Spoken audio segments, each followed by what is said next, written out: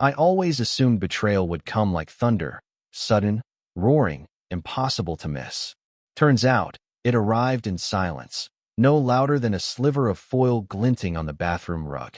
It was a Thursday morning in late October when I found it. The autumn sun was breaking through the blinds, casting fractured beams across the tile. I walked in, barefoot, still half asleep, and paused. That shimmer on the floor, just a fragment of something, so small I almost ignored it. I bent down, picked it up, and saw what it was, the circular foil backing of a pill. The kind you get when you press out a tablet from a blister pack. One side was blank, the other had a printed number, 2. Tuesday's pill, which struck me as odd, because it was Thursday. More than that, neither Vanessa nor I were on any kind of medication. Or so I thought. I stood there, holding that tiny circle of foil, trying to make sense of it. It took me longer than it should have. When clarity finally struck, it felt like a blow to the chest. Vanessa used to take birth control pills. She had for years. But after we agreed not to have more children, after our second was born and we knew our little family was complete, I went through with a vasectomy. That was 2 years ago. Since then, Vanessa had supposedly stopped taking the pill. So what was this doing here? The questions started quietly at first, rippling across the surface of my mind. Then they began to swell. Was she still on birth control? Why? Who was she trying not to get pregnant with? I tried to tell myself it was nothing. A leftover from years ago. Maybe something the kids found and were playing with. Even though they couldn't have reached the back of the bathroom cabinet where we used to keep those. But I knew. Deep down, I already knew. I didn't confront her. Not yet. Instead, I went to work as if everything was normal, even though my thoughts were anything but. Vanessa kissed me goodbye at the door, called after me to have a good day. I forced a smile. At the office, I barely made it through the morning. Instead of reviewing budgets or finalizing presentations, I spent hours online ordering covert gear. Cameras small enough to hide in vents. Voice recorders no bigger than a thumb drive. DNA test kits. Because there was one more question clawing at my mind, darker than all the rest. Were our children, James and Ellie, truly mine? That night, I told her I had a headache and went to bed early. I waited until she was asleep, then got back up, tiptoeing through our home like a stranger. I opened drawers, looked through purses, checked under the sink. And there they were. The pills. Neatly tucked away in a box labeled First Aid, hidden beneath gauze and expired antibiotic creams. Same brand she used to take. This wasn't an accident. She had been hiding them. I didn't cry. I didn't scream. I sat on the cold tile floor, the box in my lap, and let the weight of it all settle on my shoulders. My best friend, Adam, called the next morning. He wanted to grab lunch. "You sound off," he said. "Everything okay?" I said I was just tired. He offered to bring me something, burgers from that place on Main. I thanked him, but said no. I couldn't face him. Not yet. Adam and I had been inseparable since grade school. He was the best man at our wedding. He's the godfather to both our kids. There's no one I trusted more. No one I would have bet my life on more than Adam. And that day, I remember thinking he'd know what to do. But I didn't tell him. Not then. I spent the next 3 days installing the cameras when Vanessa wasn't home, placing them in corners, vents, light fixtures. The voice recorder slid easily under the passenger seat of her car. I cloned her phone onto a spare device, so every message she received, every call, every photo, I'd see it all. It felt dirty, invasive. But I needed to know. Not just for myself, but for James and Ellie. I needed to know who I was living with. By Sunday night, I had nothing concrete. She was the same as always, doting with the kids, warm in bed, asking if we should plan a trip during winter break. She laughed when she mentioned how busy work had been. But something was missing behind her eyes. Or maybe I was imagining it. On Monday, she left for a supposed team meeting at a hotel downtown. Said she'd be home late. She kissed my cheek. I kissed hers back. My hands didn't tremble, but I felt hollow inside. After she left, I watched the footage. She'd taken another pill that morning. And later, in the bedroom footage, I saw her sit on the edge of the bed, pull out her phone. Not the one I'd cloned, but a second device she kept hidden in a drawer behind a stack of scarves. She texted someone. The message read, "He's leaving soon. Same place as last time." The reply came seconds later. "Yeah, I'll bring wine this time. Can't wait to see you." No name, just a number. I stared at the screen, numb. My chest felt like it had caved in. I had the first real proof now. She was cheating. The footage showed her changing clothes, not something she'd wear to a meeting. Tight black jeans, a red blouse I'd never seen before, lipstick she only wore for special occasions. She left before I could stop her, and I didn't want to. I needed to know more. I tracked her location. She was heading to the east side, a quiet neighborhood known for its rental condos. She parked, stayed inside for over 3 hours. Then she drove home, humming when she walked through the door, said the meeting had gone well. I smiled. And then I checked the cloned phone again. Nothing. No messages. No call logs. She must have deleted everything. But I had something better now. The location, the hidden phone, the messages. I had proof. I told Adam I needed to talk. Asked him to meet me that Friday at our usual bar. Is it serious? He asked. It's about Vanessa, I said. Yeah, it's serious. He was quiet for a second. Okay, whatever you need. I hung up and stared at the wall for a long time. That night, I waited until Vanessa was asleep, then took the hidden phone from the drawer. I went through it, slowly, carefully. Found deleted photos, messages, videos. Some were encrypted. Others had been erased entirely. But one message hadn't been wiped. Missed you last week. Same time Friday. It was from a contact labeled only with a heart emoji. Friday. The same night, I was meeting Adam. And then it hit me. The address she'd gone to on Monday. I searched it online, pulled up the listing. It was Adam's condo. The next morning was ice on my skin. I woke up before Vanessa, as I usually did. But this time I didn't brush her hair back or kiss her forehead. I sat at the edge of the bed, staring at my reflection in the dresser mirror, wondering if it was possible for a man to lose everything and still hold a conversation at the breakfast table. She stirred behind me, yawned, and rolled over. You okay? She murmured sleepily. I nodded without turning around. Just thinking. That was all I could say. Because if I said more, I might not stop. Downstairs, the house was waking up. Ellie wanted waffles shaped like dinosaurs. James had decided he hated the taste of bananas again. Vanessa floated between them in her robe, hair tied back, playing the part she knew by heart. To anyone else, it was the perfect scene. Morning sun spilling through the windows. The smell of maple syrup warming the air. 2 happy kids. A smiling mother. A father who felt like a ghost. By the time I kissed them all goodbye, I could barely feel my face. At work, I skipped meetings and locked my office door. I ran the address again. Adam's place. No doubt. The messages, the footage, the location, all of it pointed there. Still, part of me resisted the obvious. Not Adam. Not him. We'd grown up together, side by side since the 3rd grade. Every birthday, every breakup, every summer job, we did it all as a team. When my mom died, he stood by my side at the funeral like a second brother. When Vanessa and I got married, it was Adam who gave the best man speech, holding back tears as he called her the perfect match for me. He'd held our babies, shared our table, laughed with us, and now he was sleeping with her. The more I tried to understand, the more the timeline twisted itself into knots. How long had it been going on? Since before the kids were born? Since our wedding? Had they started this in secret and let it grow into something real? Had I ever been real to either of them? I tried to focus on work, but the numbers blurred. The world felt like it had turned sideways. I found myself staring at photos on my desk, the framed one of our family at the beach, the kids buried in sand up to their necks, Vanessa laughing in a straw hat, and Adam just outside the frame. I remembered taking that photo. He'd been the one making them all laugh. That night, I couldn't eat. I watched Vanessa from across the table as she cut up Ellie's chicken and coaxed James into finishing his vegetables. Her movements were practiced, patient, maternal. And all I could see was her walking into Adam's condo in tight jeans and a red blouse. All I could see was her texting him from our bed while I tucked our children in. Friday arrived like a storm cloud.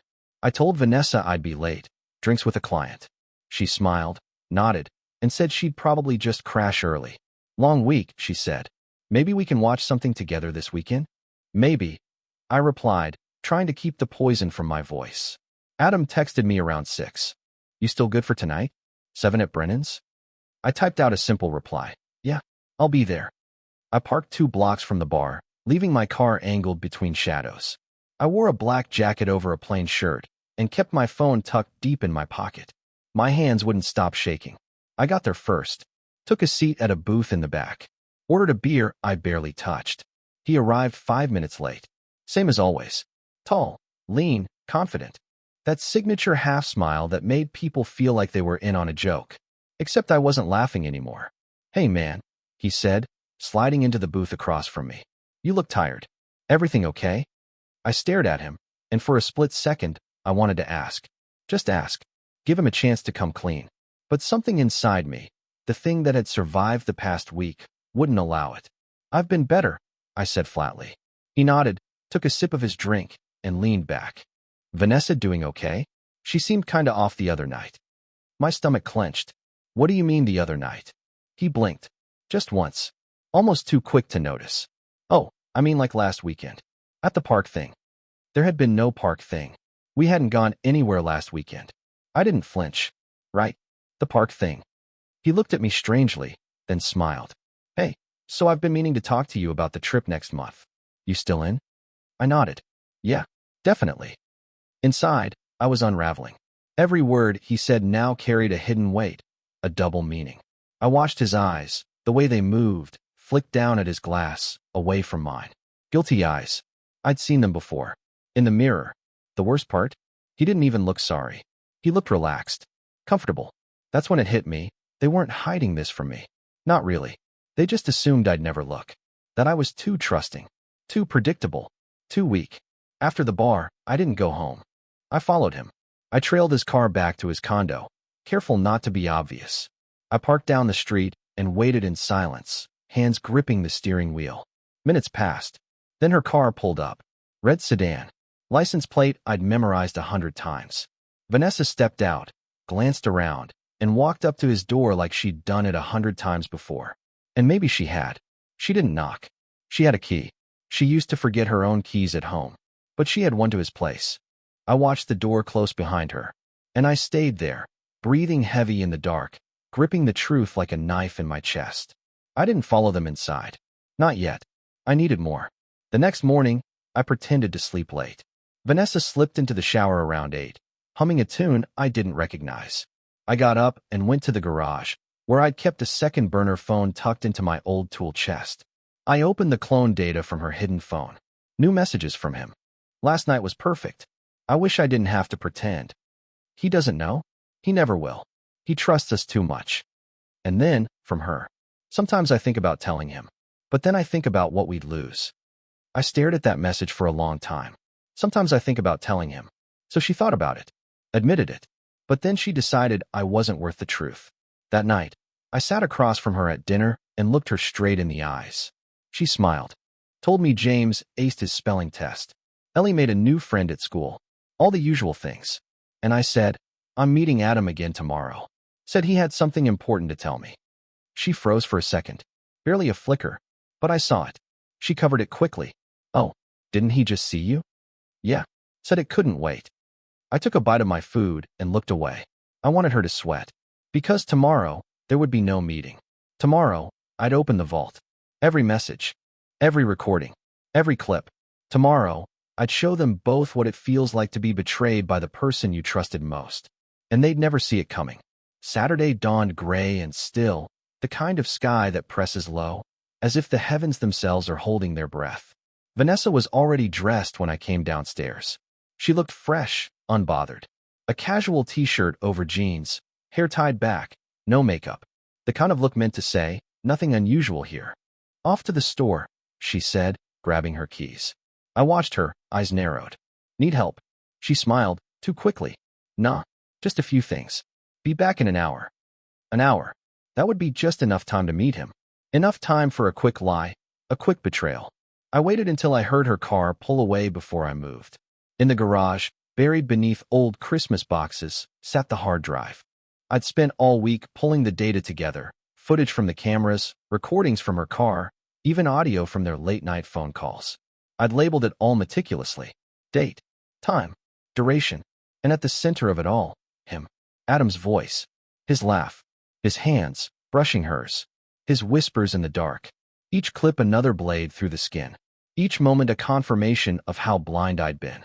At 11:40 a.m., I packed everything into a slim manila envelope and drove to his condo. The street was empty, the neighborhood quiet. A little too quiet. His car was out front. Hers was not. I didn't knock.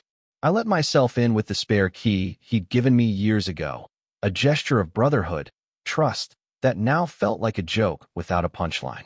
The air inside was warm, still tinged with yesterday's cologne and coffee. The place looked lived in, relaxed. On the counter sat 2 coffee mugs, one lipstick stained. I walked into the living room, and there he was, Adam, on the couch, laptop open, wearing gym shorts and a smug expression that froze the second he saw me. "Hey," he started, rising. I raised a hand to stop him. "Sit." He did. No questions, just silence. I walked over and placed the envelope on his coffee table. "Everything you've done is in there. All of it.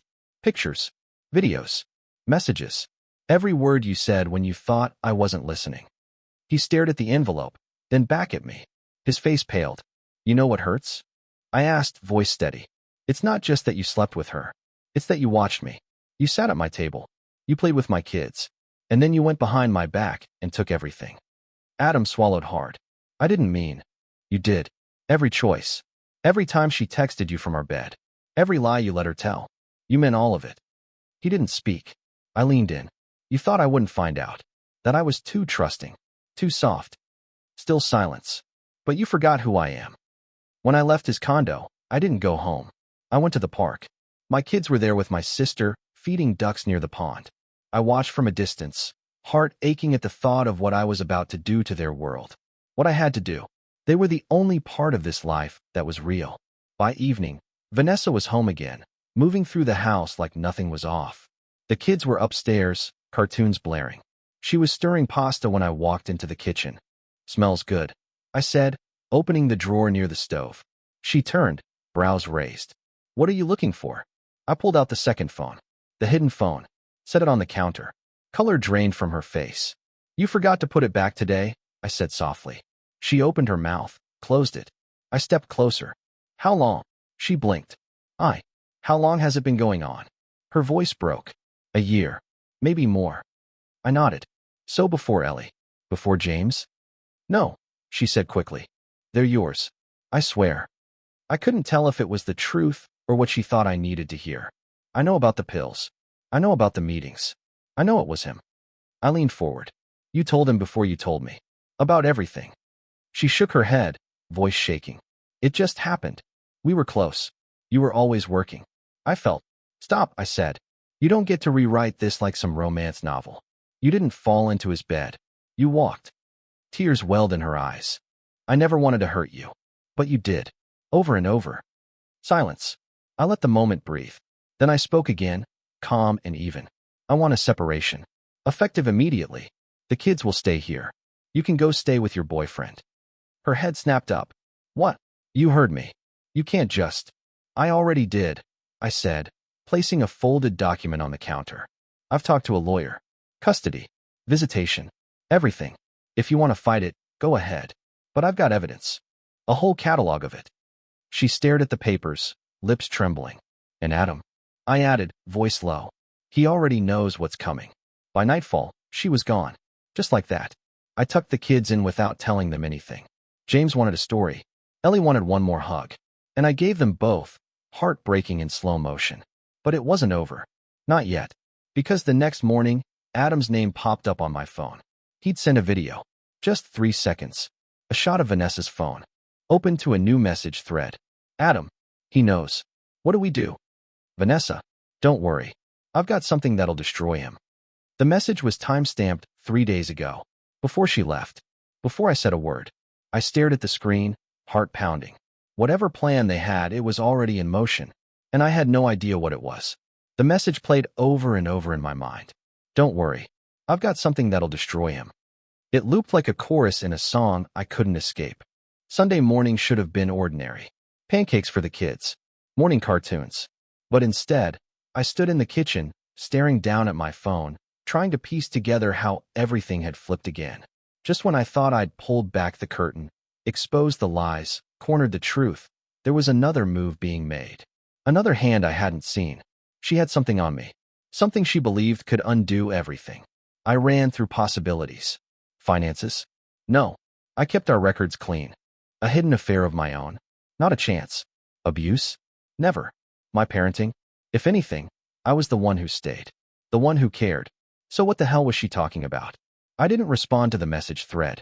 I let it sit like a trap I hadn't triggered yet. If they thought I was in the dark, I wanted them to keep believing it. Because the one thing I still had on my side was control. I met with my lawyer that afternoon. Her name was Eliza Marr. Sharp, efficient, the kind of woman who wore subtle jewelry and never lost her temper. She didn't offer comfort, only clarity, and I was grateful for that. I've already filed the petition, she said, glancing at the stack of folders on her desk. You'll have temporary custody until the hearing. Based on the footage and messages, you've got strong footing. But, I asked. She leaned back, fingers steepled. Vanessa filed a countersuit this morning. Claims you've been emotionally unstable, controlling, verbally abusive. Says she feared for her safety. The words didn't land right away. They floated in the air like smoke. Excuse me, I finally said. She's seeking full custody. Eliza continued, her voice flat. She's accusing you of manipulation and gaslighting. Says you've used surveillance to intimidate her.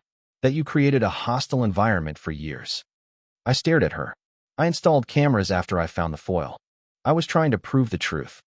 She doesn't deny the affair. She's positioning it as a reaction.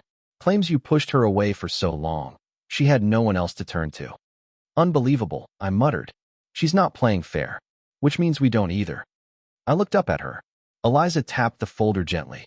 We don't argue morality in court. We argue facts. She says you made her feel unsafe? We show she wasn't scared enough to move out.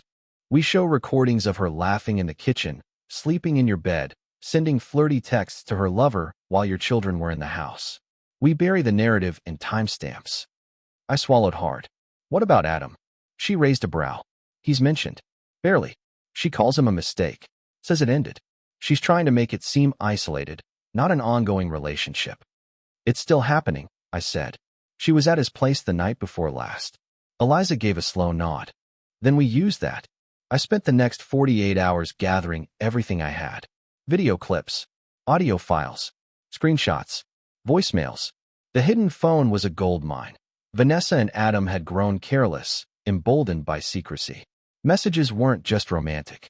They were mocking. One thread chilled me. Vanessa, I swear, sometimes I think he wants to catch us. Maybe that turns him on. Adam, he probably thinks he still has a shot. Poor guy. Vanessa, he doesn't even see me anymore. You're the only one who makes me feel alive. There was no guilt, no remorse, only indulgence. But the next twist came from where I least expected. Tuesday afternoon, I was reviewing the bedroom footage again. I'd seen it already, countless times, but something tugged at me. A gap in the timeline. A skipped recording. Camera 2, master bedroom, was blank between 8 o'clock and 8:30 p.m. the night Vanessa returned from her last work dinner. I checked the settings. No malfunction. No power outage. It had been disabled. Manually. The camera was synced to my account. You'd need the app and password to access it. The only other person who had it was Michelle, my assistant. The realization hit like a blow. She was the one who had helped me organize footage. Filter clips. She'd handled the phone cloning app. Delivered the hard drive to Eliza. I trusted her, not just professionally, but as a confidant. But there was no denying the missing file. Someone had accessed the account during that 30-minute window and paused the feed. Why? I checked the app history. There it was. A device matching Michelle's phone ID had logged in 2 nights ago. I called her. Hey, she answered brightly. Everything okay? Where were you Monday night? A pause. Home? Why? You logged into the camera system. You paused the feed. Another pause. Longer. Then a sigh. I didn't want you to see. My throat dried. Didn't want me to see what? She hesitated. You were spiraling, okay? Getting darker. Obsessive. Vanessa called me that night. She said she wanted to talk to you. That maybe you two could work it out. She asked me to give you space. To not let you watch. I clenched the phone. So you helped her? I thought she meant it. I thought she was trying to fix things. I didn't know she was still seeing Adam. You had no right. I know, Michelle said softly. And I'm sorry. I hung up. That night, I didn't sleep. I sat in the nursery between James and Ellie's rooms, staring at the hallway, listening to the silence that now defined my home. The weight of it all pressed down. Betrayal from every direction. My wife. My best friend. My assistant. I'd spent years building a life of stability, quiet routines, morning waffles, Sunday hikes. Now I was surrounded by wreckage. The final blow came Wednesday. Eliza called, her tone clipped. You need to come in. Now. I arrived at her office to find her holding a manila envelope, her expression unreadable. What is it? I asked. She handed me the photos. Vanessa, standing with a man. Not Adam. He was taller, gray-streaked hair, mid-40s, wearing a tailored suit. In every photo, he was close, his hand on her lower back, whispering in her ear. They looked familiar, comfortable. Who is he? I asked. Marcus Halden, Eliza said. Your firm's main investor. The words barely registered. She went on. Vanessa's attorney submitted a statement. She's claiming a history of inappropriate behavior by you, backed by Marcus. He says he witnessed you being controlling and dismissive in public and private. I laughed bitterly. You think she's seeing him too? Eliza nodded. More than that. According to the document, she's now living in his guest house. Says he's a longtime family friend. I staggered back into the chair. Vanessa hadn't just moved on. She was arming herself with allies, positioning me as unstable, dangerous, framing her betrayal as survival. I'd lost the narrative, and unless I did something drastic, I was going to lose my children. That night, I made one more copy of everything. I loaded it into a secure drive. Then I wrote 2 letters, one for James, one for Ellie, sealed them, and placed them in the safe. Because the next move wasn't going to be legal. It wasn't going to be polite. It was going to be loud. Thursday morning, I walked into Adam's office. He looked up, startled. Hey, I thought. I dropped a single sheet of paper on his desk. A printed photo. Him and Vanessa. Intimate. Smiling. Holding hands outside the hotel she claimed to be working at last month. I sent copies to Marcus. To his wife. To his board. Adam's face turned ashen. I leaned in. You want to ruin me? You better hope you buried every secret. Because I'm about to light a match. I turned and walked out. And when I stepped into the sunlight, for the first time in weeks, I felt a strange kind of peace. Because war was coming, and I was finally ready to fight. I used to think revenge was a fantasy, a cinematic indulgence for people in books or on screens. Not something real men, fathers, husbands, pursued. But when you've lost everything, your home, your family, your sense of reality, you realize revenge isn't about anger. It's about restoration. It's about balance. And I was done letting them tip the scale. It started at 6:45 a.m. sharp on Friday. That's when Marcus Halden's wife, Isabel, received a priority email. Inside was a 14-slide PDF with dated photographs, text message screenshots, call logs, and a transcript of a voicemail Vanessa had left on Adam's phone, her voice breathless, giggling. I miss your hands. Wish I were with you right now instead of lying next to him. Slide 9 included bank records, Marcus's private expense account, which he had used to book Vanessa a spa retreat in Tahoe the previous month. On paper, it was listed as a corporate reimbursement, but I traced it through 3 shell transactions. Isabel Halden had a reputation, ruthless, meticulous, and terrifying in litigation. And, as of that moment, she was my ally. By noon, word had spread.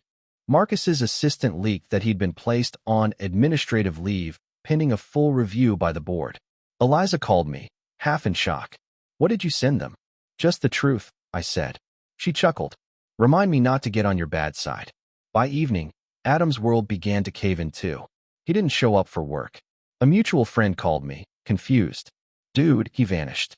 His office is cleared out. Phone's off. What's going on? I didn't answer. I didn't have to. Because the letter I left on his desk had a carbon copy, now sitting in his father's office. See, Adam's family name was built into our city's skyline. The Hughes Foundation sponsored libraries, hospitals, tech labs. His father, Grant Hughes Sr., ran it all with a conservative fist. I'd mailed him the dossier myself. Pictures of Adam with Vanessa, messages detailing their affair. A side-by-side of Adam playing with my children, and a message from Vanessa. Ellie keeps asking when Uncle Adam will come over again. I had to bite my tongue. She doesn't understand yet. Grant Hughes Sr. was old school, conservative, devout, the kind of man who despised public disgrace more than personal failure. By morning, Adam was scrubbed from the Foundation's executive advisory list. As for Vanessa, She was still staying at Marcus's guest house, a place I now knew was rigged with its own security system. One I gained access to through a favor at the firm that installed it. I waited until she stepped out for groceries. Then I walked right in. The guest house was beautiful. Clean lines, white walls, modern art on every surface. It felt sterile, impersonal, the perfect nest for two people playing house while pretending they'd earned it. I left a manila envelope on the kitchen table.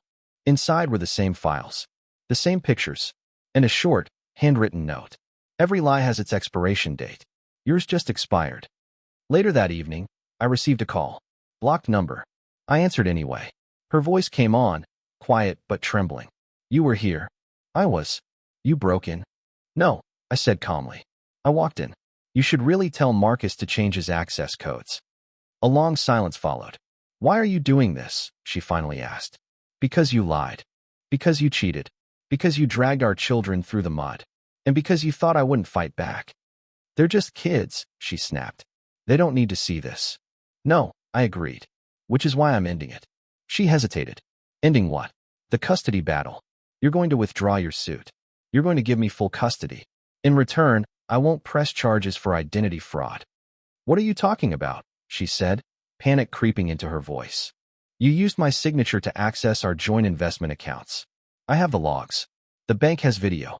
Eliza has the timestamps. I didn't. If you contest it, I go to the police. If you don't, you get supervised visits. The kids get stability. Your boyfriend gets plausible deniability.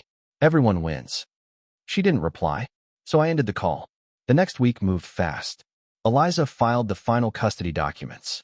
Vanessa's lawyer, a wiry man with tired eyes, folded immediately. She's agreed to everything, he said, barely able to meet my gaze. Adam resigned from all known positions. Word around town was he'd relocated to Denver. Vanessa stayed in the guest house for a while, but Marcus cut her loose after his board voted to remove him permanently. She moved in with a cousin in Nevada. And me? I kept the house. James and Ellie stayed with me full-time. Their routines never changed. Same school, same bedtime stories. They asked about their mom, and I never poisoned them against her. But I didn't lie either. Sometimes, I told James one night, people make choices that hurt others. And when they do, we have to protect the ones we love. He nodded, head on my chest, trusting me with his quiet. One evening, maybe a month later, I found myself sitting on the porch after dinner. The kids were asleep. The street was quiet. Autumn had returned, just like the day I found that first sliver of foil on the bathroom rug. So much had changed, but I hadn't lost myself. Yes, I'd been betrayed. Yes, I'd seen my world collapse. But I had picked up the pieces, sharp and broken as they were, and rebuilt something stronger. Not for vengeance, but for clarity, for my children, for peace.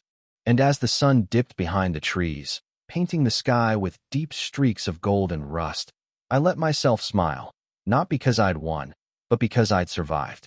And in the end, that was the greatest victory of all.